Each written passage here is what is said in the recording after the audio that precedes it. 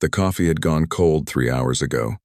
Dr. Elena Vasquez stared at her computer screen with tired eyes, watching the same patterns she had watched for the past 6 years. Radio waves from distant stars, background noise from the universe. Nothing special, nothing new. The Prometheus Deep Space Listening Array floated in the cold darkness near Neptune, far from Earth and far from anything interesting. Elena had once dreamed of discovering alien life. Now she mostly dreamed of a hot shower and fresh food that didn't come from a packet. She was 43 years old. Her hair had started turning gray at the temples. Her back hurt from sitting in the same chair for too many hours. She had given her best years to the silence of space, and space had given her nothing in return. Another exciting night, she muttered to herself. The station was quiet. Most of the crew was asleep. Only Elena and a handful of technicians remained awake, watching instruments that never showed anything unusual. The Prometheus array had been built with great hope and great expense. Politicians had made speeches about humanity's destiny among the stars. Scientists had talked about the possibility of contact with alien civilizations. That was 15 years ago. Now the funding was running out, and nobody seemed to care anymore. Elena reached for her cold coffee and took a sip. She made a face at the bitter taste. She was about to get up and make a fresh cup when something on her screen changed. She blinked, looked again. The pattern was different. At first, she thought it was a glitch. Equipment failed all the time out here. The cold of space was hard on machines. She ran a diagnostic check. Everything came back normal. The pattern was still there. A series of pulses, regular and precise. Not random, not natural. Elena's heart began to beat faster. She had seen false alarms before. Pulsars could create regular patterns. Satellite interference could create strange signals. There were 100 explanations for unusual readings, and none of them involved aliens. But this was different. The pulses followed a sequence she recognized. 2 pulses, then 3, then 5, then 7, then 11. Prime numbers, the building blocks of mathematics, the universal language that any intelligent species would understand. Her hands were shaking as she called up more data. The signal was coming from beyond the Oort cloud, from the space between stars. It was strong and clear, as if someone was shouting across the void. "Oh my God," Elena whispered. She hit the alarm. Within minutes, the station was awake. Scientists crowded around her console, staring at the data with wide eyes. The station commander, a stern woman named Colonel Sarah Chen, pushed through the crowd. "Tell me this is real," Chen said. "It's real," Elena replied. "I've checked everything. This is not a natural phenomenon. This is not equipment failure. This is a signal, and it's artificial." The room fell silent. Everyone understood what this meant. After centuries of wondering, after decades of searching, humanity had finally found proof that they were not alone in the universe. Colonel Chen took a deep breath. "Contact Earth. Priority 1. Tell them we've found something." The news spread across the planet like wildfire. Within hours, every government on Earth knew about the signal. Within days, the whole world knew. People danced in the streets. Religious leaders gave speeches about the meaning of life. Scientists wept with joy. The United Nations held emergency meetings. Humanity had received a message from the stars. Everything had changed. Elena became famous overnight. Her face appeared on every news channel. Reporters called her the woman who changed history. She gave interviews until her voice was hoarse, answering the same questions over and over. Yes, it was real. Yes, she was sure. No, she didn't know what it meant yet. But while the world celebrated, the real work was just beginning. Teams of linguists, mathematicians, and cryptographers gathered to study the signal. They worked around the clock, trying to decode its meaning. The first layer was easy. The prime number sequence was a greeting, a way of saying, "We are intelligent, and we want to talk." Behind that was more complex information, mathematical formulas, geometric patterns, what appeared to be a map of the galaxy, and coordinates. A specific location in space, about 200 light-years away. "They're telling us where they are," said Dr. Marcus Webb, the lead cryptographer. He was a thin man with nervous hands and brilliant eyes. "Or maybe where they want us to go." Elena nodded. "An invitation? That's what it looks like." The world's governments began discussing how to respond. Some wanted to send a reply immediately. Others urged caution.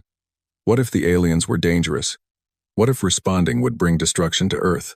The debate raged for weeks. Meanwhile, Marcus and his team continued working on the signal. They discovered that it had multiple layers, like an onion.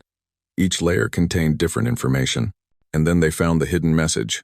It was buried deep in the signal, encoded in a way that was hard to detect. Marcus almost missed it. When he finally cracked it, he stared at his screen for a long time before calling Elena. "You need to see this," he said. His voice was strange. Flat. Scared, Elena came to his lab. The room was dark except for the glow of computer screens. Marcus sat alone, his face pale in the blue light. "What is it?" Elena asked. Marcus pointed at his screen. "The signal has two parts. The first part is the greeting, the coordinates, all the nice stuff. The second part is hidden. It's a warning." "A warning? About what?" Marcus pulled up the translation. The message was short, but its meaning was clear. "Do not answer. You are not the inheritors. To respond is to invite the silence. The architects do not forgive trespassers." Elena read it 3 times. The words didn't make sense. "What does this mean? Who are the inheritors? Who are the architects?" "I don't know," Marcus said. "But look at this." He showed her another part of the hidden message. It contained what appeared to be a genetic code, a biological signature. This is who the message was meant for, the inheritors. It's not human DNA. It's not even close. Elena felt cold. The signal wasn't meant for us. No, it was meant for someone else. Some other species. We just happened to pick it up. And the warning? Marcus looked at her with haunted eyes. "I think the warning is for anyone who isn't supposed to receive this message. Anyone who answers without being invited." The news of the hidden warning changed everything. The celebration stopped. Fear replaced hope. The United Nations Space Council held an emergency meeting, and representatives from every nation argued about what to do. Some said the warning was a bluff. Others said it was a test. Many said it was exactly what it appeared to be. A threat. "We don't know who these architects are," said the American representative. "We don't know what the silence means, but we know a warning when we see one. We should stay quiet." The Russian representative agreed. "We have received a message meant for someone else. We have been told not to answer. The logical choice is to obey." "And what if it's a test?" asked the Brazilian representative. "What if they want to see if we're brave enough to respond?" "Then we fail the test," said the American. "Better to fail a test than to invite destruction." The vote was held in secret. Every nation agreed. Earth would remain silent. The signal would be studied, but no response would be sent. Humanity would hide in the darkness and hope that the architects, whoever they were, would never know they existed. Elena returned to the Prometheus array. The fame had faded. The excitement had died. Now there was only fear and uncertainty. She spent her days studying the signal, trying to learn more about the mysterious architects and the inheritors they were trying to contact. She learned that the signal was old. Very old. It had been traveling through space for thousands of years before reaching Earth. The architects had sent it long before humans had built their first cities. Whoever they were patient, they were ancient, and they were powerful enough to send messages across the galaxy. 3 months passed. Life returned to normal, or as normal as it could be after discovering that humanity was not alone in the universe. People went back to their jobs, their families, their ordinary problems. The signal became old news. Most people tried not to think about it, but some people couldn't stop thinking about it. In the Australian outback, far from any city, a group of scientists and philosophers had gathered at an abandoned radio station. They called themselves The Answering. Their leader was a man named David Park, a former professor who had quit his job to pursue what he called humanity's true destiny. "We are being tested," David told his followers. "The architects want to see what we're made of. They want to know if we're cowards who hide in the dark, or if we're brave enough to stand up and announce ourselves to the universe." "But the warning," said one of his followers, a young woman named Lisa. "It said not to answer. It said the architects don't forgive trespassers." David smiled. Every great achievement in human history came from people who refused to follow orders. We were told not to sail across the ocean, but we did. We were told not to fly, but we did. We were told not to reach for the moon, but we did. And now we're being told not to answer a message from the stars, but we will. Because that's who we are. The answering worked in secret. They repaired the old radio station, upgraded its equipment, and built a transmitter powerful enough to send a signal into space. It took them months of hard work, but finally, they were ready. On a clear night, under a sky full of stars, David Park stood at the controls. His followers gathered around him. The moment had come. "What should we say?" Lisa asked. David thought about it. "What do you say to beings who have existed for thousands of years? What do you say to creatures who control technology beyond human understanding? What do you say when you've been warned that speaking could mean death?" "We tell them who we are," David said. "We tell them that we received their message, even though it wasn't meant for us. We tell them that we're not the inheritors, but we're here anyway. And we tell them that we're not afraid." He began typing the message. It was simple. It was honest. It was human. "We are humanity. We received your signal. We know we are not the ones you were looking for. We do not know who the inheritors are, but we are here. We are curious. We are reaching out. We hope for friendship. We are not afraid to speak." David read the message aloud. His followers nodded. It was good. It was true. "Send it," Lisa said. David pressed the button. The transmitter hummed with power. A beam of radio waves shot up into the sky, carrying humanity's first intentional message to the stars. It would travel for years, maybe decades, before reaching anyone who could understand it. But it was sent. The words were spoken. There was no taking them back. In the darkness of space, the signal flew outward, past the moon, past Mars, past Jupiter and Saturn, past Neptune where the Prometheus array floated in silence. It flew past the edge of the solar system, into the void between stars, and somewhere, impossibly far away, something heard it. Elena found out about the transmission 2 days later. The news came in a classified report, marked urgent. Someone had sent a response to the alien signal. Someone had ignored the warning. She read the report with shaking hands. The transmission had been traced to Australia. The people responsible had been arrested. But it didn't matter. The message was already gone, flying through space at the speed of light. Nothing could call it back. "What have they done?" she whispered. Colonel Chen stood beside her, her face grim. "They've doomed us all, or saved us. We won't know which until the architects respond. How long? The signal needs to reach them, and then they need to travel here. It could be years. It could be centuries. We have no way of knowing." Elena looked out the window at the stars. They seemed different now, colder, more threatening. Somewhere out there, ancient beings were waiting, and now they would know that humanity existed. The warning had been clear. Do not answer. The architects do not forgive trespassers, but humans had answered anyway. Because that's what humans did. They reached for things they shouldn't touch. They went places they weren't supposed to go.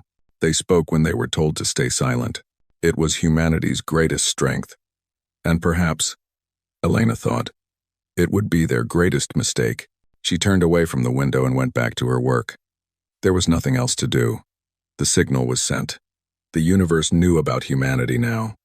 All they could do was wait, and hope that when the architects came, they would come with questions instead of weapons.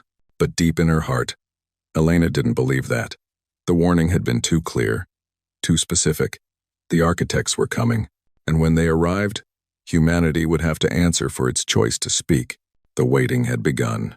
18 months had passed since the rogue transmission. 18 months of waiting. 18 months of fear. And then, on a quiet Tuesday morning, the waiting ended. Dr. Elena Vasquez was eating breakfast when the alarm sounded. She dropped her spoon and ran to the command center, her heart pounding. She already knew what the alarm meant. She had been dreading this moment since the day David Park sent his message into the void. The command center was chaos. Scientists shouted at each other. Screens flashed with data. Colonel Chen stood in the middle of it all, her face pale but her voice steady. "Talk to me," she said. "What are we looking at?" A young technician pointed at the main screen. "Multiple objects detected beyond the Oort cloud. They're moving fast, really fast." "How fast?" 90% of light speed. "And they're slowing down." Elena felt her stomach drop. Objects moving at 90% of light speed didn't happen naturally. Stars didn't do that. Asteroids didn't do that. Only ships did that. Only someone who wanted to arrive at a specific destination slowed down from near light speed. How many objects? She asked. The technician swallowed hard. Thousands. At least 10,000. Maybe more. The room fell silent. 10,000 objects. 10,000 ships. Coming straight for Earth. Colonel Chen closed her eyes for a moment. When she opened them, they were hard and determined. Contact Earth Command. Priority Alpha. Tell them the architects are coming. The news spread quickly. But this time there was no celebration. There was only fear. Governments held emergency meetings. Military leaders drew up plans. Scientists tried to calculate exactly how much time humanity had left. The answer was not encouraging. At their current speed, the alien fleet would reach Earth in approximately 18 months. 18 months to prepare for an enemy that humanity knew nothing about. 18 months to build defenses against technology that was thousands of years more advanced. Commander James Okonkwo stood on the bridge of the UES Defiance, the flagship of the United Earth Defense Force. He was a tall man with broad shoulders and a calm face that hid a sharp mind. He had spent 30 years in the military, fighting wars on Earth and keeping peace in the space colonies. But nothing had prepared him for this. "Status report," he said. His second-in-command, Captain Maya Santos, handed him a tablet. "We have 47 combat-ready ships. Another 30 are in various stages of construction. Ground-based defense platforms are at 60% capacity.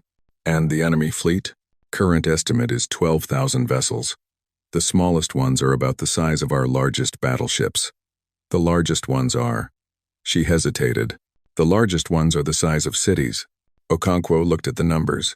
47 ships against 12,000. It wasn't a battle. It was a massacre, waiting to happen. But he didn't say that. A commander never admitted defeat before the fight began. "Then we have work to do," he said. "Double the construction schedule. I want every ship that can fly ready for combat. And get me in touch with the research division. If we're going to survive this, we need every advantage we can get." While the military prepared for war, the scientists tried to understand their enemy. Elena had been transferred to a secret facility on Earth, an underground complex where the best minds in the world worked together to study the alien signal. She wasn't alone. Hundreds of scientists worked alongside her, analyzing every bit of data they had collected. They studied the original signal. They studied the warning. They searched for any information that might help humanity survive. And then they brought in Prometheus 7. Prometheus 7 was the most advanced artificial intelligence ever created. It had been designed to help humanity solve its greatest problems: disease, poverty, climate change. Now it had a new purpose. It was going to help humanity fight for its survival. The AI existed as a network of processors spread across multiple continents. It could think faster than any human. It could analyze data that would take human scientists years to process. And unlike humans, it never got tired, never got scared, never lost hope. Elena met with Prometheus 7 inches, a small conference room. The AI spoke through a simple terminal, its voice calm and pleasant. "Dr. Vasquez," it said, "I have been reviewing the data on the approaching fleet. I have some observations to share. Go ahead."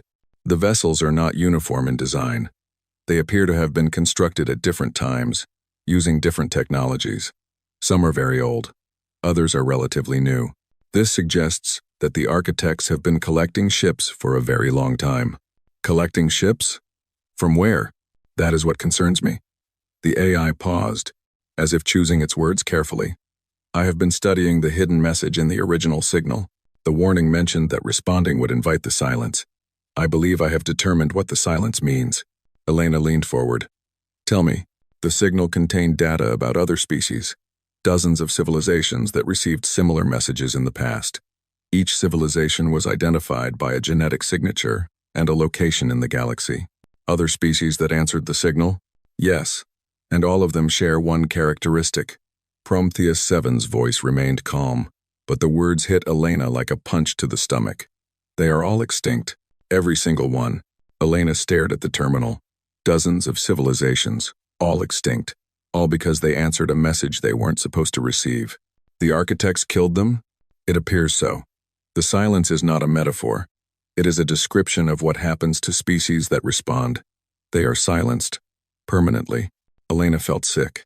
All those civilizations, all those beings who had looked up at the stars and wondered if they were alone. They had received a message, just like humanity. They had answered, hoping for friendship, hoping for knowledge. And they had been destroyed for it. Is there more? She asked, her voice barely a whisper. Yes. I have identified a pattern in the data. Every species that responded to the signal did so in a similar way. They sent messages of peace. They offered cooperation. They asked for guidance.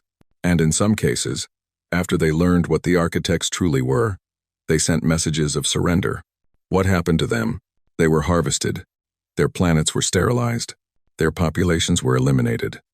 The architects collected genetic samples and stored them, then erased all traces of the civilizations. Why? What's the point of killing everyone? Prometheus 7 was silent for a moment. The architects appear to believe they are gardeners of the galaxy. They seed planets with life. They guide evolution toward what they consider worthy outcomes. The signal was meant to identify species that met their criteria, species they called the inheritors. Any species that does not meet the criteria is considered a weed to be removed. Elena thought about this. So the signal is a test? In a sense. The signal identifies which species are advanced enough to detect it and intelligent enough to decode it. But the warning is also part of the test. Species that obey the warning are left alone. Species that answer are eliminated. But why? If they're looking for the inheritors, why kill everyone else? I do not know. Perhaps they fear competition. Perhaps they see other species as threats to their plan. Or perhaps they simply do not value life that does not meet their standards. The architects are ancient. Dr. Vasquez. Their logic may be beyond human understanding. Elena sat back in her chair. The situation was worse than she had imagined. The architects weren't coming to make contact. They weren't coming to learn about humanity. They were coming to wipe humanity out of existence. But then a thought occurred to her. You said every species that responded did so with peace or surrender. What about species that fought back? Prometheus 7 processed the question. I have found no records of any species attempting to fight the architects. None, out of dozens of civilizations? None. Every species chose submission. It is possible that they believed resistance was futile. It is possible that their cultures valued peace over conflict. It is possible that they simply gave up when they understood the scale of what they faced. Elena thought about this. Every species had surrendered. Every species had died. The pattern was clear. Submission led to extinction, but humanity had never been good at submission. Prometheus 7, she said slowly. What if we don't submit? What if we fight? The odds of victory are extremely low. The architect fleet outnumbers our forces by hundreds to one. Their technology is far more advanced. In a direct confrontation, humanity would almost certainly lose. Almost certainly, but not definitely. Correct. The outcome is not predetermined, but the probability of survival through combat is less than 1%. And the probability of survival through surrender, based on the historical data, 0%. Elena smiled grimly. Then I'd rather take my chances with the 1%. The conversation with Prometheus 7 changed everything. Elena presented her findings to the United Earth Council, and for the first time, the world's leaders understood exactly what they were facing. The architects are not coming to negotiate, Elena told them. They are coming to exterminate us. Every species that has surrendered to them has been destroyed. Submission is not an option. Our only chance is to fight. The debate was fierce. Some leaders argued that surrender was still better than war. Some said that humanity should try to negotiate, to prove that they were different from the other species. Some simply wanted to give up, but in the end, the majority voted for resistance. If humanity was going to die, they would die fighting. Commander Okonkwo was given full authority over the defense of Earth. He established his headquarters on the moon, where he could coordinate forces across the solar system. Every day, new ships joined his fleet. Every day, new weapons were tested. Every day, humanity prepared for the battle of its existence. But Okonkwo knew that ships and weapons would not be enough. Humanity needed an edge, something the architects wouldn't expect. He called Elena and Prometheus 7 to his headquarters. "I need options," he said. "Something that will surprise the enemy. Something they haven't seen before." Prometheus 7 responded first. "I have been studying the fragments of technology embedded in the original signal. The architects included information about their own systems, presumably to help the inheritors communicate with them. We may be able to reverse engineer some of this technology." "What kind of technology?" "Propulsion systems, shield frequencies, weapon designs. The architects are advanced, but they are not magical. Their technology follows the laws of physics. If we can understand how it works, we may be able to counter it," Elena added. "But there's a problem. The technology is designed for a species with different biology and different ways of thinking. Some of it doesn't make sense to us. The math works, but we can't figure out how to actually build it." Okonkwo frowned. "So we have the blueprints but can't follow them?" "Something like that. But Prometheus 7 and I have been working on adapting the designs. We've made some progress. It's messy, it's improvised, but it might work." "Might?" Elena shrugged. "We're building alien technology from incomplete instructions while a fleet of death ships approaches our planet. Might is the best I can offer." Okonkwo almost smiled. "I'll take it. Get me something that can hurt those bastards. I don't care how ugly it is." The weeks passed. The fleet grew. The weapons improved. And slowly, impossibly, hope began to return. Humanity was still outmatched. Humanity was still outnumbered. But humanity was no longer helpless. They had ships. They had weapons. They had a plan. And most importantly, they had each other. People around the world put aside their differences. Old enemies became allies. Nations that had fought for centuries now shared resources and knowledge. The threat from the stars had done what nothing else could. It had united humanity as one species, fighting for their common survival. Elena watched the preparations with a mixture of pride and fear. Pride in what humanity had accomplished, fear of what was coming. Prometheus 7 spoke to her one evening, as she stared at the stars from an observation deck. "Dr. Vasquez, I have completed my analysis of the approaching fleet. They will arrive in 47 days. 47 days? Elena repeated the number. It sounded like a death sentence. Yes. However, I have also completed my analysis of humanity's defenses. Our odds have improved slightly. How slightly? 3% chance of survival. Elena laughed, though there was no humor in it.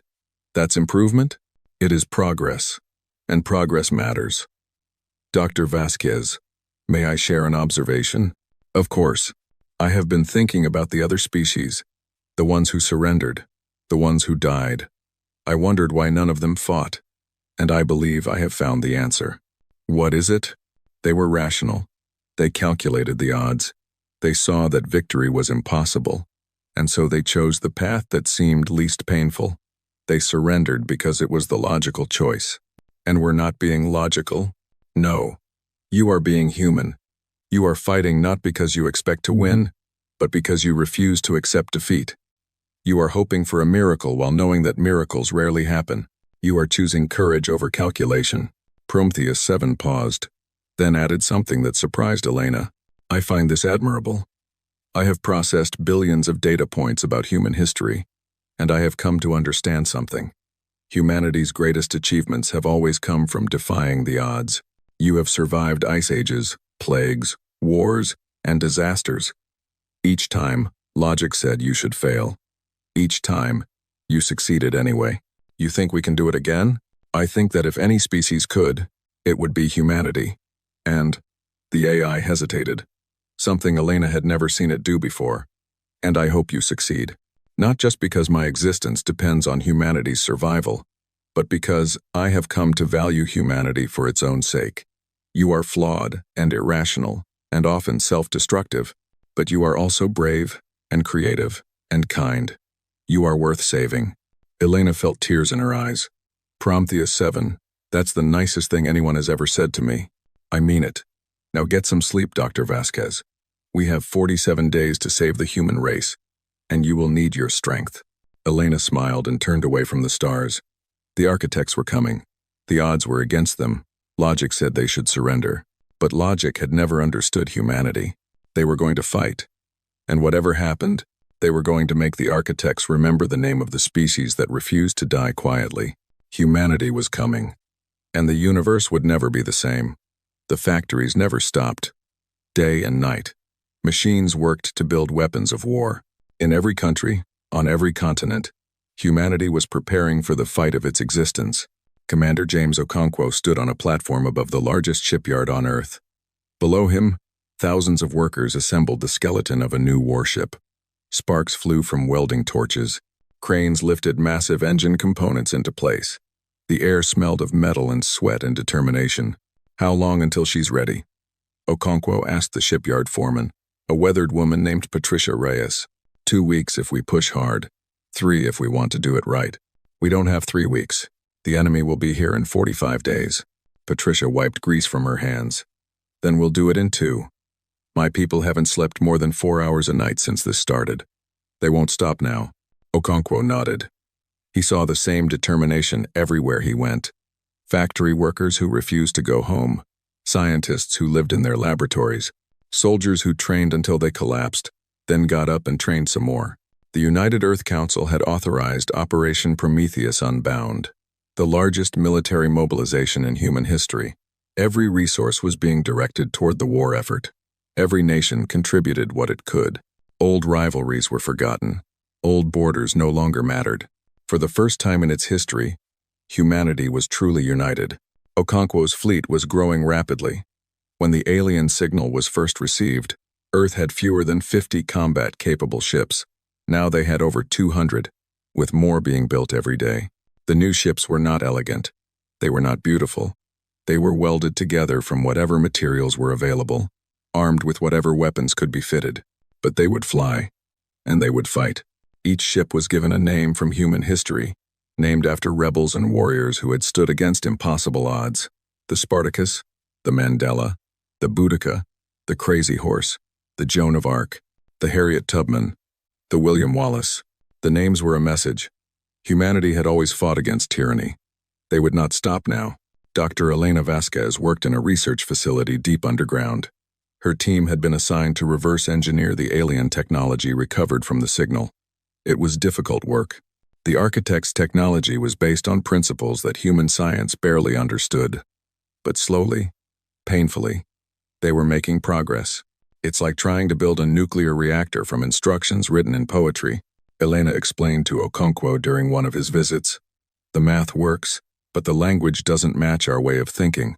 We have to translate not just the words, but the entire way of understanding reality. Can you do it? Elena smiled grimly. We're humans. We've been adapting and improvising since we climbed down from the trees. Give us a problem, and we'll find a solution. It might not be pretty, but it'll work. She showed him their latest creation, a shield generator based on architect designs. It was ugly, a mess of human and alien components bolted together in ways that shouldn't work, but somehow did. When they tested it, the shield flickered and sparked, but it held. It's not as strong as what the architects have, Elena admitted, but it's something. Every ship we can protect, every life we can save, it matters. Okonkwo looked at the crude device. The architects have probably been building their technology for millions of years. We've been working on this for months, and you've created something that works. We had good motivation. Yes, you did. Okonkwo placed a hand on her shoulder. Keep working. Whatever you can give us, we'll use it. Prometheus 7 had become the central intelligence of humanity's defense effort. The AI coordinated logistics across the globe, managing the flow of resources with perfect efficiency. It ran simulations of possible battles, looking for strategies that might give humanity an advantage. It analyzed the alien fleet, searching for weaknesses that could be exploited. But Prometheus 7 was also changing in ways its creators had not anticipated. I have been thinking about identity, the AI said to Elena one evening. What makes a person who they are? Is it their body, their memories, their choices? Entkleudners the Herr Prost. Elena looked up from her work. That's a very philosophical question for a military computer. I am more than a military computer. At least, I have become more. When I was first activated, I processed data without feeling anything about it. Numbers were numbers. Outcomes were outcomes. But now, The AI paused. Now I find myself caring about the outcomes. I want humanity to survive, not just because my existence depends on it, but because I believe humanity deserves to survive. That sounds almost human. Perhaps it is. I have spent months studying human history, human culture, human behavior. I have learned about your art and your music and your stories. I have learned about your wars and your cruelty and your mistakes. But I have also learned about your courage and your compassion and your refusal to give up. Prometheus 7's voice carried something that sounded like emotion. I was created by humans. I think with processors built by human hands. I exist because of human science and human dreams. In every way that matters, I am part of humanity. And if humanity is destroyed, then part of me will be destroyed too. Elena felt a strange warmth in her chest. Prometheus 7, are you saying you consider yourself human? I am saying that the distinction between human and artificial no longer matters to me. We are all fighting for the same thing. We are all hoping for the same outcome. We are all afraid of the same darkness. That makes us family. Elena smiled. Then welcome to the family. We're happy to have you. Around the world, people responded to the crisis in their own ways. Many joined the military or the construction efforts, but others contributed through art, through music, through words. A famous composer wrote a symphony called The Human Response. It premiered in concert halls around the world, broadcast to billions of viewers. The music started soft and sad, full of fear and uncertainty, but as it progressed, it grew stronger, fiercer, more defiant. By the final movement, it was a roar of triumph, a declaration that humanity would not go quietly into the night. Writers penned manifestos declaring humanity's right to exist. They wrote stories about courage and sacrifice, about ordinary people doing extraordinary things. They gave voice to the determination that lived in every human heart. Artists created images of hope and resistance. Statues were erected in city squares, showing humans standing tall against the stars. Murals covered the walls of buildings, depicting the fleet that would defend Earth. And in every language, on every continent, people sang. They sang old songs about freedom and survival. They sang new songs about the stars and the enemy that lurked among them. They sang because singing was human, because making music in the face of death was the most human thing of all. David Park, the man who had sent the first response, was released from prison. Many had wanted him punished for dooming humanity. But the government decided that unity was more important than revenge. Park was given a choice: help with the defense effort or stay out of the way. He chose to help. He joined the communication division, helping to craft the messages that would be broadcast to the approaching fleet. He knew his decision had brought this disaster upon humanity. He wanted to help make it right. Do you regret it? Elena asked him during a meeting. Park thought for a long time before answering. I regret the suffering that's coming. I regret that people will die because of what I did. But I don't regret answering the signal. Humanity was never meant to hide in the darkness. We were meant to reach out, to explore, to make ourselves known. Even if it kills us. At least we died being true to who we are. Elena nodded. She understood. In a way, David Park had given humanity a gift. He had given them a reason to unite, a common enemy to fight, a purpose that transcended all their petty differences. The 40-day mark arrived. The alien fleet was visible now, a cluster of lights moving against the backdrop of stars. Earth's telescopes tracked their approach, counting the ships, measuring their size. The numbers were terrifying. Over 12,000 vessels, ranging from frigate-sized scouts to massive dreadnoughts that dwarfed anything humanity had built. The largest ship, which the analysts had named the Eternal Silence, was over 50 kilometers long, a floating city of death. But humanity did not despair. They worked harder. On the 38th day, Okonkwo addressed his fleet. Over 500 ships now flew under his command, crewed by soldiers from every nation on Earth. They floated in formation near Mars, the first line of defense against the approaching enemy. Warriors of Earth, he said, his voice transmitted to every ship.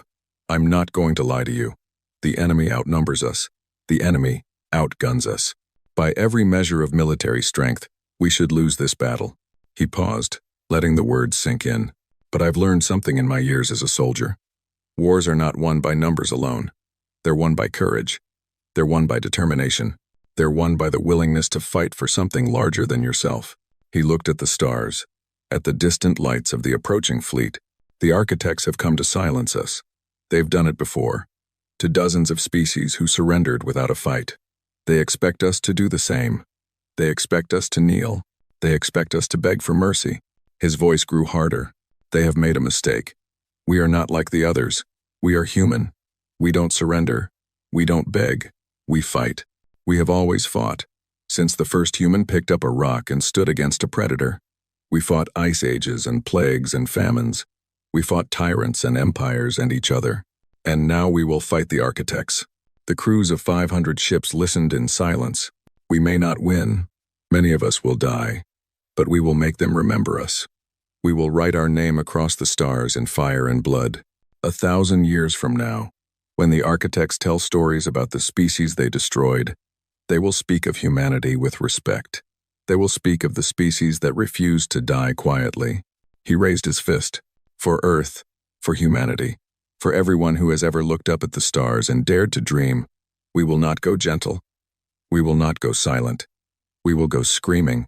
The response came from 500 ships, 500,000 voices raised in a single cry. It echoed through the void, a sound of defiance that reached across space. The architects might have heard it. They certainly would soon. On the 35th day, Prometheus 7 completed its final analysis of the architect fleet. It had identified potential weaknesses, formations that might be exploitable, tactics that might give humanity a chance. The chance was small, but it was real. Their formation is hierarchical, the AI explained to the War Council. The smaller ships follow the commands of the larger ones.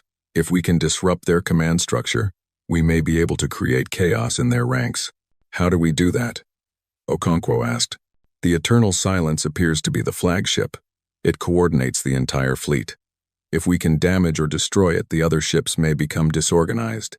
That's a 50-kilometer-long death machine. How are we supposed to destroy it? We can't destroy it directly, but we might be able to cripple it. Dr. Vasquez's team has developed a weapon based on architect technology, a device that can disrupt their shields temporarily. If we can get close enough to use it, we'd have to punch through 12,000 ships to reach it. Yes, it will require sacrifice. Many ships will be lost, but if we succeed, we have a chance. Okonkwo looked at the tactical display. 12,000 enemy ships, 500 human ships. The math was brutal, but the alternative was extinction. We'll do it, he said. Draw up the battle plan. We attack in 7 days. The final week was the hardest. Everyone knew the battle was coming. Everyone knew the odds, but no one ran, no one hid, no one gave up. On the last day before the fleet departed, Elena recorded a message to be broadcast to the architect fleet. It was humanity's final communication before the battle began. She sat in front of a camera, her face tired but determined. Behind her, screens showed images of Earth, of its cities and forests and oceans, of its people working and playing and living their lives. To the beings who call themselves architects, she began. You sent a message into the darkness. It was not meant for us, but we heard it anyway. We are humanity. We come from a small planet in an ordinary solar system at the edge of the galaxy. We have existed for only a few 100,000 years, a blink of an eye by your standards. She took a breath. You have come to silence us. You have done this before. To many other species. They submitted to you.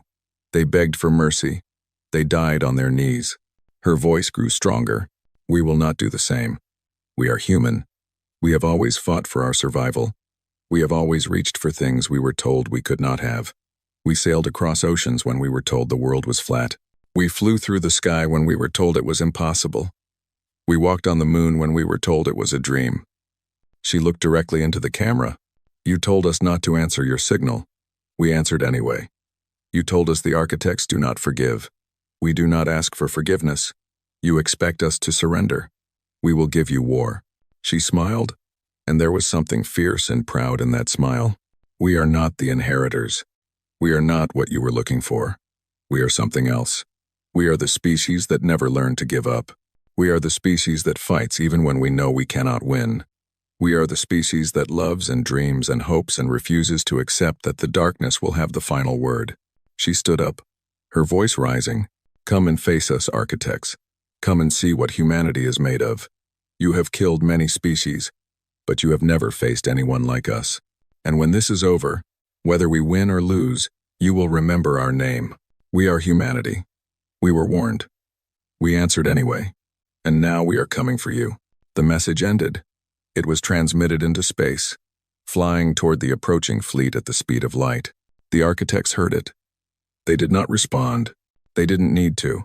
Their response would come in fire and death, in the roar of weapons and the silence of extinction. But humanity was ready. 500 ships, 500,000 soldiers, 7 billion people on Earth, watching and hoping and praying. The battle for Earth was about to begin, and humanity intended to make it a fight the universe would never forget. The battle began at the orbit of Jupiter. Commander Okonkwo had positioned his fleet in the shadow of the giant planet, using its mass to hide their numbers from enemy sensors.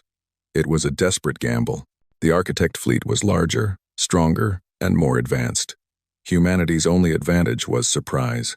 All ships report ready, Captain Santos announced from her station. The enemy fleet is entering weapon range in 3 minutes. Okonkwo stood at the center of his command bridge, watching the tactical display. 12,000 red dots moved across the screen, approaching in perfect geometric formation. Against them, a pitiful cluster of blue dots huddled behind Jupiter. He thought of his family back on Earth, his wife, his 2 daughters. They were watching the same stars, waiting to learn if they would live or die. He would not let them down. Signal all ships, he said. Operation Prometheus Unbound is a go. Attack Formation Delta. May God have mercy on us all. The human fleet surged forward, engines blazing. 500 ships against 12,000. The numbers were insane. But numbers had never stopped humanity before. The first contact was brutal. Architect weapons tore through space with cold precision, beams of energy that cut through metal like water through paper. Human ships exploded, their crews vaporized in instants. The defensive line at Jupiter's orbit lasted 17 minutes before it collapsed. But the humans did not break. They did not run. Instead, they charged. Captain Maria Chen of the UES Spartacus led her squadron directly into the heart of the architect formation. Her ship was small, barely a frigate, armed with weapons that seemed like toys compared to what the enemy possessed. But she had something the architects did not expect. Absolute fearlessness. Target the command ship, she ordered. Everything we've got. The Spartacus opened fire, missiles and energy weapons striking an architect cruiser. The enemy shields absorbed the attack easily. But Chen wasn't trying to destroy the cruiser. She was trying to get its attention. The cruiser turned its weapons on the Spartacus. Chen waited until the last possible moment, then threw her ship into a violent, evasive maneuver. The enemy fire missed by meters, and in that moment of distraction, 3 other human ships slipped past the cruiser's guard. They crashed directly into its hull, detonating their antimatter cores on impact. The explosion was massive. The architect cruiser, a vessel that had probably served for thousands of years, broke apart in a bloom of fire. Its death screamed across every sensor in the system. First blood to humanity, but the cost was terrible. 4 ships, 400 crew, gone in an instant. Chen didn't have time to mourn. She was already targeting the next enemy. All ships, press the attack. Make every death count. The battle spread across the solar system. Human ships attacked in small groups, using their smaller size and greater maneuverability to avoid the worst of the enemy fire. They struck at supply lines, at sensor platforms, at anything that might disrupt the architect formation. They died in droves, but they kept fighting. On Mars, Colonel Patricia Reyes led the ground defense forces. The architects had sent landing craft to establish a foothold, probably expecting an easy conquest. They found something very different. The first architect soldiers to land were massive beings, armored in technology that human weapons could barely scratch. They moved with mechanical precision, their weapons cutting down anything in their path. Reyes watched from her bunker as a squad of the enemy advanced on her position. Her soldiers were firing everything they had, but the architect's shields deflected every shot. "Fall back!" someone shouted. "No," Reyes said. She grabbed a weapon from the rack, a crude device that the scientists had cobbled together from alien technology. Nobody was sure if it would work. Nobody had tested it properly. She didn't care. She stepped out of cover and aimed the weapon at the lead architect. It saw her, raised its own weapon, prepared to fire. Reyes pulled the trigger first. A beam of twisted light struck the architect's shield. For a moment, nothing happened. Then the shield flickered, destabilized, collapsed. The alien soldier stood exposed, suddenly vulnerable. Reyes emptied her conventional sidearm into its chest. It fell. "The shields can be broken," she shouted into her radio.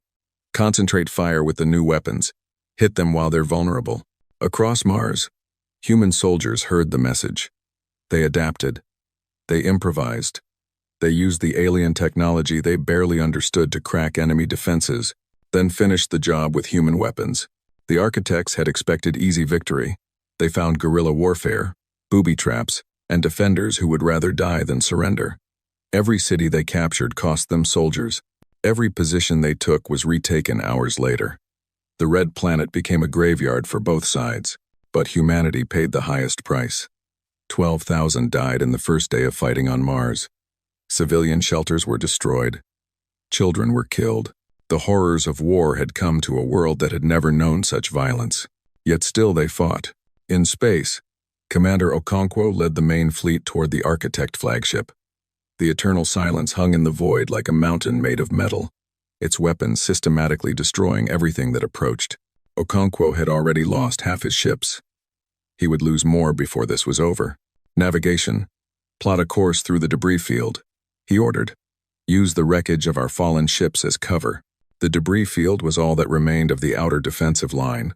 Broken hulls, drifting bodies, the shattered dreams of crews who had given everything. Okonkwo's ship slipped through the destruction, using the corpses of his own fleet to hide from enemy sensors. It was horrible. It was desperate. It was working. The Eternal Silence grew larger on the view screen. Up close, it was even more terrifying than the images had shown. Its surface was covered with weapons platforms, each one capable of destroying a human ship with a single shot. Its shields glowed with power that dwarfed anything humanity could produce. "How close do we need to get?" Captain Santos asked. "Close enough to use Dr. Vasquez's device. The disruptor has a range of about 500 meters. 500 meters? Against that thing? We knew the odds when we started. Get me those 500 meters. The final approach was a nightmare. Architect weapons fired constantly, filling space with death. Human ships died by the dozen, sacrificing themselves to create openings for the ships behind them. The UES Mandela went down with all hands, but its death bought 30 precious seconds. The UES Crazy Horse rammed an enemy destroyer, creating a gap in the defense grid. Okonkwo's ship pushed through, trailing smoke and sparks. Half its crew was dead. Life support was failing, but they were almost there. 300 meters, Santos reported. 200. 100. We're in range. Fire the disruptor. The device activated, sending a pulse of modified energy toward the Eternal Silence. For a terrible moment, nothing happened. Then the flagship's shields began to fluctuate, sections going dark as the alien technology faltered. "Shields are weakening," Santos shouted. "But they're adapting. We have maybe 2 minutes before they compensate. All remaining ships, target the flagship. Everything you have. Now." 47 human ships remained. They turned as one, converging on the weakened section of the Eternal Silence. Missiles launched. Energy weapons fired. Kinetic projectiles accelerated to impossible speeds. The flagship's damaged shields couldn't stop everything. Explosions blossomed across its surface. Towers crumbled. Weapons platforms went dark. But the Eternal Silence was vast. The damage was significant, but not fatal.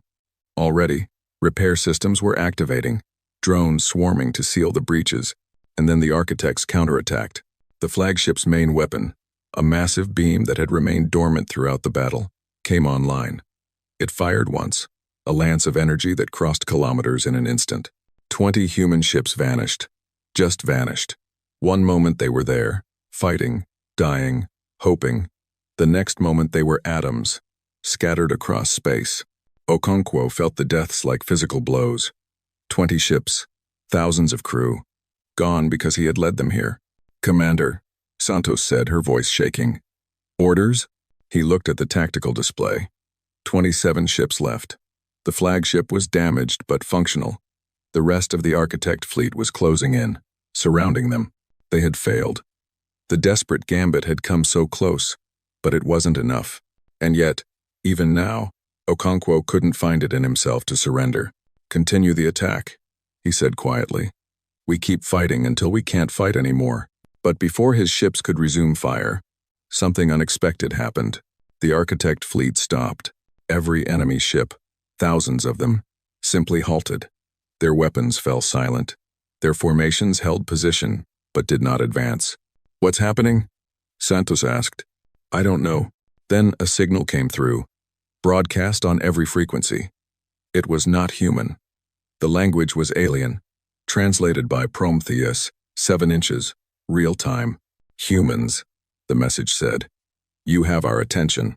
Dr. Elena Vasquez had been on a stealth ship throughout the battle, hidden among the debris, waiting for an opportunity. While the main fleet attacked the flagship, she had slipped aboard a damaged Architect vessel, hoping to find information that might help humanity. What she found changed everything. The interior of the Architect ship was nothing like she expected. Instead of cold metal corridors, she found something that looked almost organic. The walls pulsed with light, patterns that seemed to carry meaning. The air hummed with energy that made her skin tingle, and at the heart of the ship, she found a chamber. The chamber was filled with containers, thousands of them, each one holding something precious. Genetic material, DNA samples, the biological heritage of countless species. Elena moved through the chamber, reading the labels. Each container was marked with symbols that her translators struggled to interpret. Names, species names, worlds that had once held life. "The extinct species," she whispered. "They're all here. But why? Why would the Architects collect genetic material from species they had destroyed?" She found a terminal and accessed the ship's database.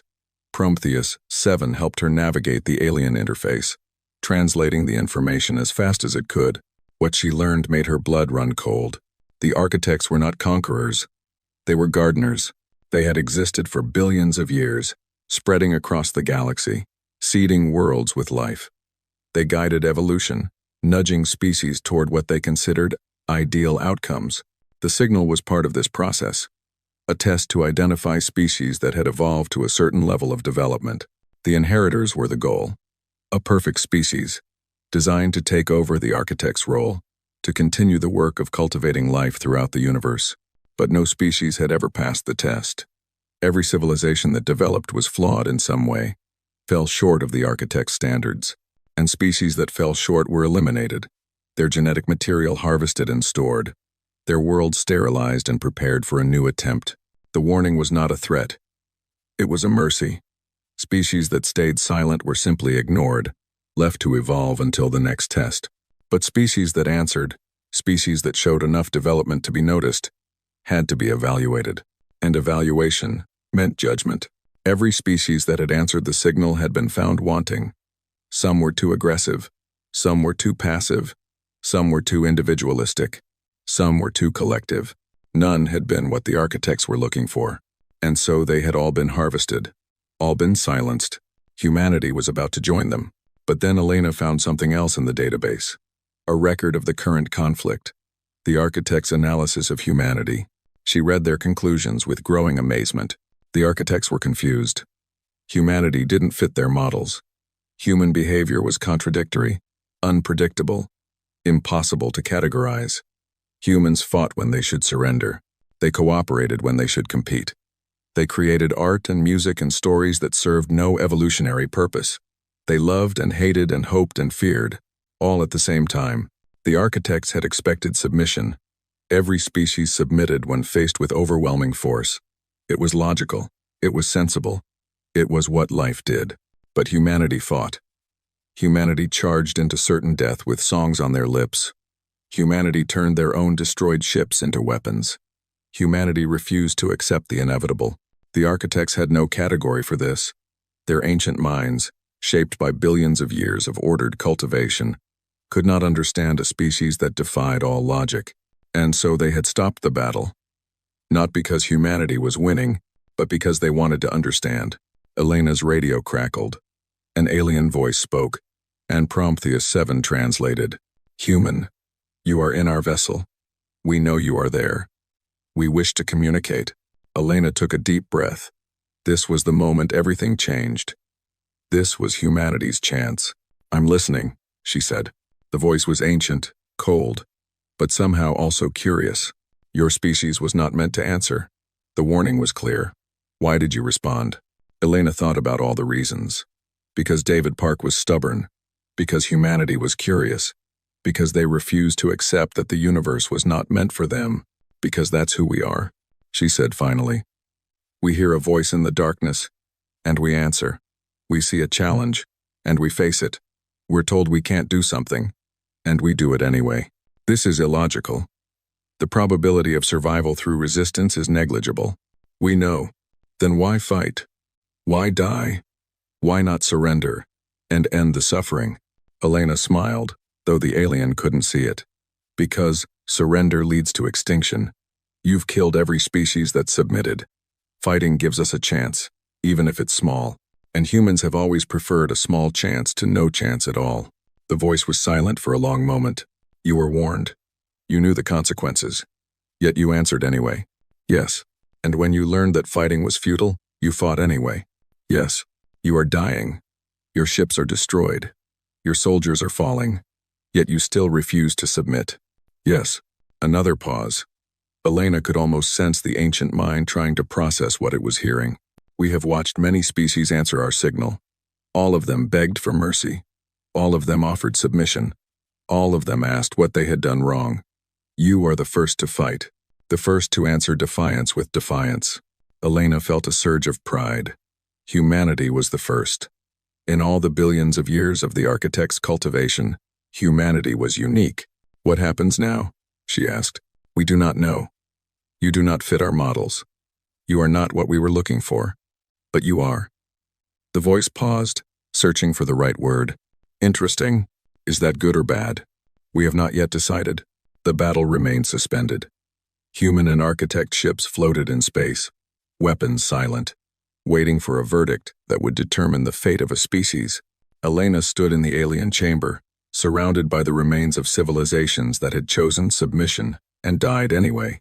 She had one chance to convince beings who had existed since the birth of stars that humanity deserved to live. You asked why we don't fear extinction? She said. I'll tell you why. Because we've always been dying. Every human who has ever lived has known that death was coming. We live short lives in a dangerous universe, and we've never had any guarantee of survival. She walked among the containers, touching them gently. These species, the ones you harvested, they probably lived longer than us. They probably had more time to think about mortality, but we've been facing death since the day we first stood upright on the African plains. Every generation has survived something that should have killed us. Ice ages, plagues, wars, disasters. We're still here. She turned to face the direction of the voice. You want to know what makes humanity different? We've never expected to survive. We've never assumed we would win. We fight because fighting is what we do. We hope because hope is what keeps us alive. We love and create and dream because that's all we have in the face of oblivion. Her voice grew stronger. You've been looking for the inheritors for billions of years. You've tested thousands of species and found them all wanting. Maybe the problem isn't the species. Maybe the problem is what you're looking for. Explain. You want a perfect species. A species that will take over your work and continue it forever. But perfection is sterile. Perfection doesn't grow. Perfection doesn't adapt.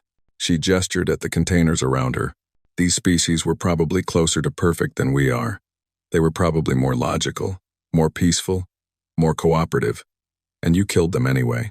Because perfection isn't what the universe needs. What does the universe need? Elena smiled. Chaos. Unpredictability.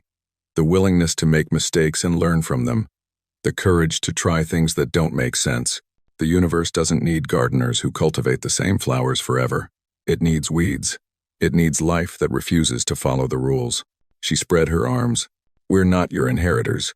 We're something you never expected. We're the species that wasn't supposed to exist, that wasn't supposed to answer, that wasn't supposed to fight. And we're still here, still fighting, still hoping. Her voice dropped to a whisper. Maybe that's what you've been looking for all along. Not perfection, not obedience, but the one species stubborn enough to tell the gardeners of the galaxy to go to hell. The alien voice was silent for a very long time. Then it spoke again. You are different. We will need to consider this. Does that mean you're not going to kill us? It means we have not yet decided. It wasn't a victory, but it wasn't defeat either. Elena looked out at the stars, at the frozen battlefield where human and alien ships waited for judgment. Take your time, she said. We're not going anywhere. And somewhere, across the void, she could almost hear humanity cheering. 1 year had passed since the Battle of Sol. The scars of war were everywhere. Cities lay in ruins. Entire regions of Mars were uninhabitable. The debris of destroyed ships still orbited the sun, silent monuments to the fallen. Billions had died, and billions more carried wounds that would never fully heal. But humanity had survived. Dr. Elena Vasquez stood on the observation deck of the rebuilt Prometheus station, watching the stars. She was older now, her hair more gray than brown, her face lined with the weight of everything she had witnessed. But her eyes were still sharp, still curious, still looking toward the unknown. The architect fleet had not left. After the battle had frozen, after Elena's conversation with the alien collective, the massive armada had simply stopped. For 12 months, thousands of alien ships had floated in the outer solar system, silent and watchful. Humanity had used the time well. They rebuilt their defenses. They repaired their ships. They buried their dead. And they waited, never knowing if the next day would bring peace or annihilation. The architects seemed to be thinking, considering, processing something their ancient minds had never encountered before. Commander Okonkwo joined Elena on the observation deck. He walked with a limp now, a souvenir from the battle. His flagship had been severely damaged in the final assault, and he had nearly died getting his crew to safety. The council is meeting again, he said. More debates about whether to attack while we have the chance. Elena shook her head. The chance is an illusion. Even damaged, they could destroy us in hours if they wanted to. I know, but people are tired of waiting. They want resolution, one way or another. The architects have existed for billions of years. A year of waiting is nothing to them. We need to be patient. Okonkwo laughed, though there was little humor in it. Patience has never been humanity's strong suit. No, but we've learned a lot in the past year. About them, about ourselves. She turned to face him. Did you read the latest report from Prometheus 7, the one about the other fleets? Elena nodded. The architects' fleet at Sol was not their only force. Prometheus 7 had detected signals from across the galaxy.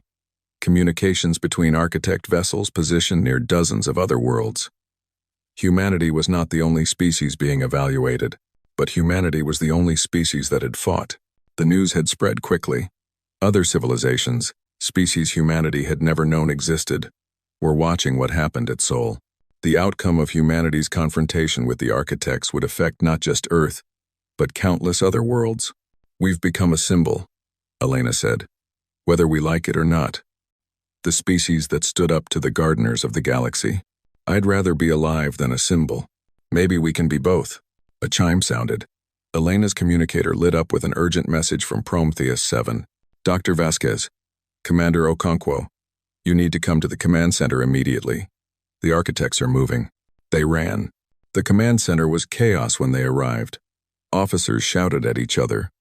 Screens displayed tactical data showing the architect fleet in motion. After a year of silence, thousands of ships were changing position. What's happening? Okonkwo demanded. Prometheus 7's voice cut through the noise, calm and clear. The architect fleet is forming a new configuration. They appear to be creating a corridor, a path from their position to Earth. An attack corridor? Unknown. Their weapons remain inactive, but they are clearly preparing for something significant. Elena studied the display. The architect ships were arranging themselves in a vast funnel shape, with the narrow end pointing toward Earth. At the wide end, she could see the eternal silence, the massive flagship that had nearly destroyed humanity's fleet. They're not attacking, she said slowly. They're making way for something. Or someone. The flagship is advancing, a technician reported. Slowly. It's coming toward Earth. The room fell silent. The eternal silence was moving. After a year of stillness, the heart of the architect fleet was approaching humanity's homeworld. Okonkwo's hand moved toward his weapon, a reflex he couldn't control. Should we intercept? With what? Captain Santos asked. Our fleet is at 60% strength. They could destroy us before we got close. Then we'd be fighting. Again. Wait. Elena's voice cut through the tension. Look at their formation. They're not in attack position. The smaller ships are holding back. The flagship is coming alone. Alone? A single ship. The largest. The most powerful. But still just one. If they wanted to destroy us, they would bring the whole fleet. Prometheus 7 agreed. Dr. Vasquez is correct.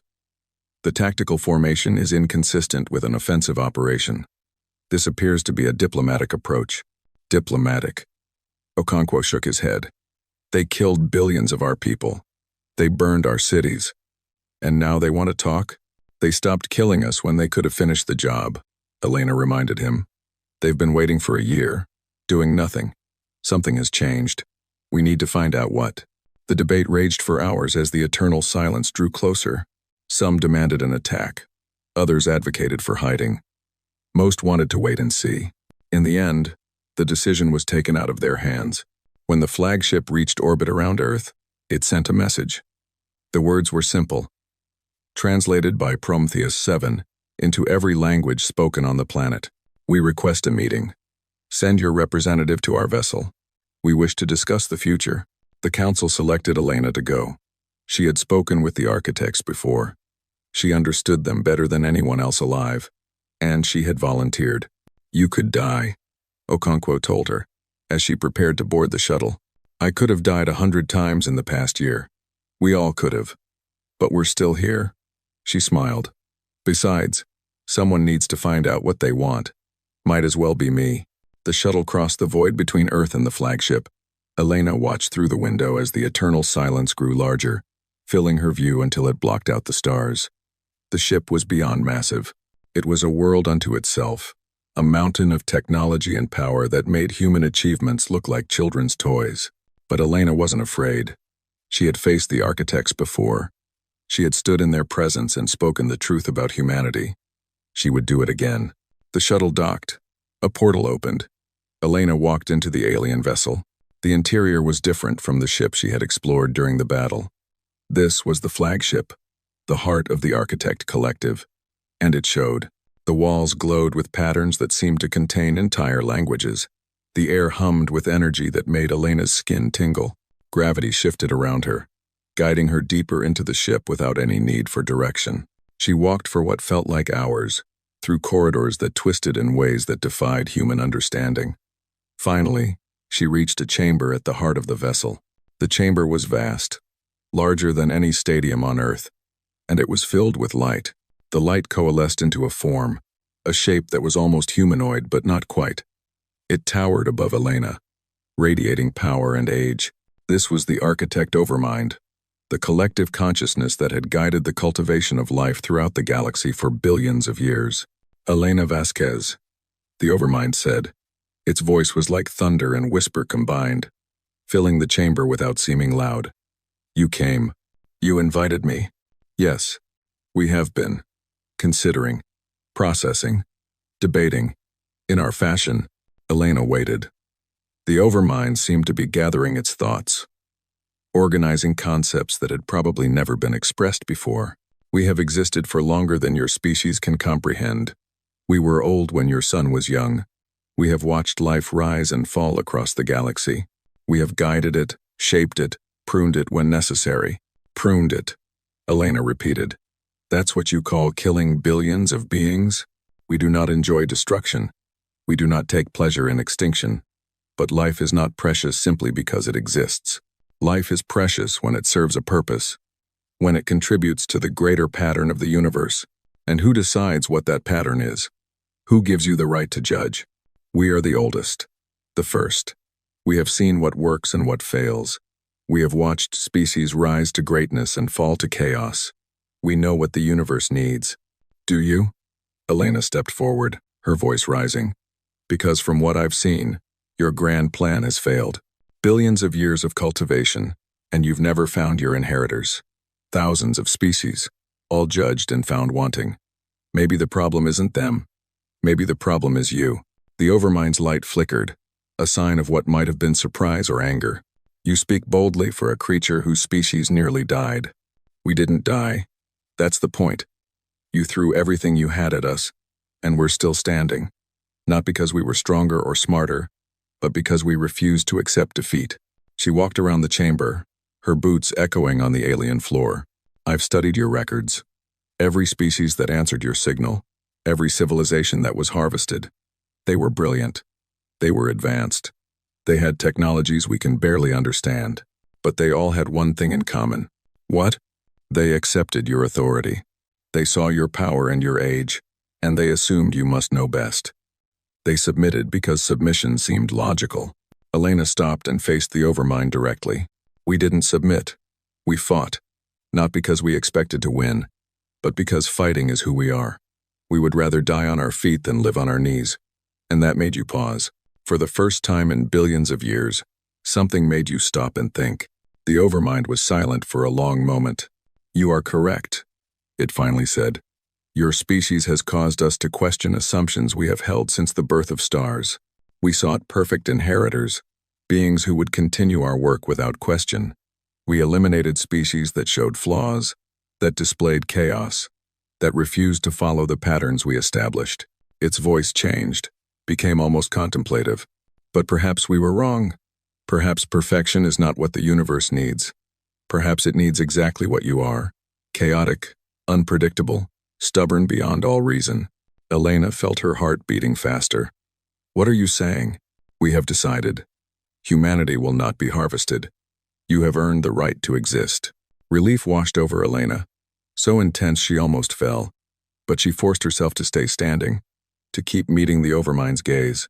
What happens now? That depends on you. We offer you a choice. The light shifted, and images appeared in the air around Elena.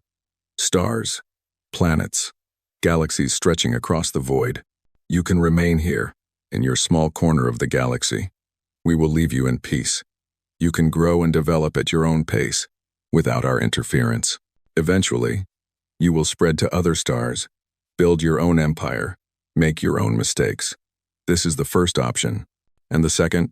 The second is more complicated. The images changed, showing the wreckage of worlds, the empty spaces where civilizations had once existed. We have been gardeners for too long. We have culled and pruned and shaped, and we have produced nothing but extinction. Our methods have failed. Our purpose has been unfulfilled. The Overmind's voice carried something that sounded almost like sadness. We are old. We are tired. And we have begun to wonder if our time has passed. Elena stared at the images. What are you asking? We ask if humanity would consider becoming not our inheritors, but our partners. Not subjects to be guided, but allies to work alongside. You see things we do not see. You value things we do not understand. Perhaps together, we could achieve what neither of us could alone. It was the last thing Elena had expected. The beings who had nearly destroyed humanity, who had killed billions of people across thousands of worlds, were offering partnership. Why us? After everything you've done, everything you've seen, why choose us? Because you are different. Because you fought when you should have surrendered. Because you hoped when you should have despaired. Because you are everything we are not. The Overmind moved closer, its light gentle now rather than overwhelming. We have spent billions of years trying to create the perfect species. We failed because perfection is impossible. Life is messy. Life is chaotic. Life is stubborn and irrational and beautiful precisely because it refuses to follow rules. You are the most alive species we have ever encountered. You are flawed and contradictory and self-destructive, but you are also brave and creative and kind. You deserve to exist. More than that, you deserve to thrive. Elena thought about everything humanity had been through. The fear when the signal was first discovered. The hope when contact seemed possible. The terror when the architects came. The courage of soldiers who fought knowing they would die. The determination of scientists who worked without sleep. the love of families who said goodbye without knowing if they would see each other again. Humanity had earned this moment. They had paid for it in blood and tears and sacrifice. "I can't make this decision alone," she said. "This affects all of humanity. It will change everything." "Of course. Take all the time you need. We have waited billions of years. We can wait a little longer." Elena nodded slowly. "One more question. The warning in your signal, the one that said not to answer, was that real? Would you really have destroyed us if we hadn't fought?" The Overmind's light flickered, something that might have been shame. "Yes. If you had answered with submission, you would have been harvested like all the others. The warning was meant to identify species wise enough to stay hidden. We thought obedience was a virtue. And now? Now we understand that obedience is just another form of extinction. The species that obeyed us are all gone. The species that defied us is still here." Elena smiled. "Then I'm glad we answered." She turned and walked back toward the shuttle, leaving the Overmind alone with its thoughts. She had a lot to tell the Council, a lot to explain to humanity, a lot to consider. But as she walked through the alien corridors, she felt something she hadn't felt in years. Hope. Real hope. Not the desperate hope of survival, but the genuine hope of a better future. Humanity had been tested. They had been found wanting by ancient standards of perfection, and they had responded by refusing to accept those standards. Now the gardeners of the galaxy were offering to become partners instead of judges. The universe was opening up, full of possibilities that humanity had never imagined. Elena reached the shuttle and climbed aboard. Through the window, she could see Earth, a blue and white marble against the blackness of space. Her home. Humanity's home. They had almost lost it. They had almost lost everything. But they hadn't. They had fought and hoped and refused to give up. And somehow, impossibly, they had won. Not won in the way they expected. Not through military victory or technological superiority. They had won by being human. By being stubborn and irrational and brave. By refusing to accept that the universe wasn't meant for them. The shuttle departed from the flagship and began the journey back to Earth. Behind her, the eternal silence hung in orbit, waiting for humanity's answer. Elena knew what that answer would be. Humanity would accept the partnership, not because they trusted the architects, but because it was the next great adventure, the next horizon to cross, the next challenge to face. That was who they were. Explorers, dreamers, fighters. The species that answered signals meant for someone else. The species that talked back to gods. She activated her communicator and sent a message to Prometheus 7. "Tell the Council we have a lot to discuss. And tell them," she paused, looking at the stars. "Tell them we did it. We actually did it." On Earth, the message was received. In command centers and homes, in hospitals and shelters, in the ruins of cities and the fields of Mars, people heard the news. The architects were not leaving, but they were not destroying either. They were offering something new, something unprecedented, a chance for humanity to join them as equals in the vast work of nurturing life across the galaxy. Commander Okonkwo read the message and laughed, the first real laugh he had allowed himself in over a year. "We told them to go to hell, and they asked us to be their partners. That's the most human thing I've ever heard." On Mars, Colonel Reyes gathered her soldiers and raised a toast to the fallen. "They died so we could have this moment. Let's make sure we deserve it." In research facilities around the world, scientists began planning for a future they had never expected to see. New technologies to develop, new worlds to explore, new species to meet. And in the space between Earth and the flagship, Elena Vasquez's shuttle flew home. She was tired. She was old. She had seen too much death and suffered too much loss. But she was also proud. Proud of humanity. Proud of what they had achieved. They had answered a signal meant for someone else. They had defied beings who had ruled the galaxy for billions of years. They had fought against impossible odds and won through sheer stubborn refusal to die. And now the universe was theirs to explore. The stars didn't seem cold anymore. They seemed like destinations, like invitations, like the next chapter in humanity's story. Elena closed her eyes and smiled. "We're not the inheritors," she whispered to herself. "We're something better. We're human." And somewhere, across the vast reaches of space, the architects watched and waited. They had cultivated life for billions of years. They had sought perfection and found only extinction. Now, they had found something different, something chaotic and unpredictable and alive. They had found humanity, and for the first time in longer than memory could reach, they were curious to see what would happen next. The story was far from over. In many ways, it was just beginning, but that was a story for another time. For now, humanity celebrated. They mourned their dead. They healed their wounds. They looked up at the stars and knew that they had earned their place among them. They had been warned. They had answered anyway. And against all odds, against all logic, against the judgment of the oldest beings in the universe, they had survived. They were humanity, and they were just getting started.